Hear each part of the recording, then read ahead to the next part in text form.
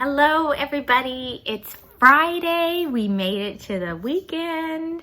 So today we're going to continue to talk about light and darkness, a theme that we've seen throughout the book of John being developed. And it's why we called this study Into the Light, because there's so much play on light and darkness in the Gospel of John.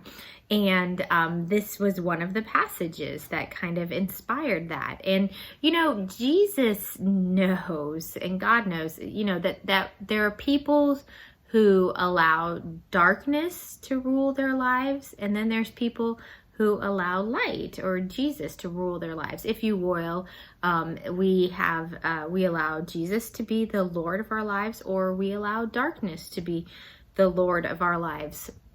And but we don't have to allow the darkness to be the Lord of our lives, because Jesus came to be that light in the darkness that shines in the darkness and lights up the corners of the darkness. So you don't have to be afraid in the dark. There are dark things in the world, but we don't have to be afraid of them because we have Jesus. Now, in my writing, I wrote about that I was afraid of the dark when I was a little girl, and a lot of times children are afraid of the dark. But then I wrote that as a young woman, I was also afraid of the dark. And then as a middle-aged woman, where I'm at now, that I wrote that, that I can still stand in the dark and let fear creep in if I let it. And so there's a difference there in my life from when I was a young woman and now. If fear of the darkness no longer rules my life, because it's no longer the Lord of my life like it was when I was a young woman. Now, again, I can let the fear creep in if I let it, but it doesn't rule me, because I know that there was someone else in the dark there with me. And I don't have to be afraid, because I know that that someone else is the Lord of my life, and that is Jesus Christ. And I think, and I know that Jesus was there in the dark when I was a young woman as well, but I just couldn't see him because I was too focused on the darkness. And I was too focused on letting the darkness rule me, that I couldn't see the light, because I was just too focused on the darkness, that I couldn't see the light right there.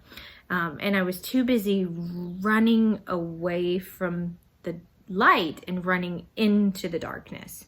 I was running away from Jesus. But in my life, it was through the means of grace, reading the Bible and prayer and small groups and weekly worship and participating in the sacraments and serving and all of those things, that I finally learned that in the dark to turn towards the light and to run towards the light and to let my eyes adjust to the light.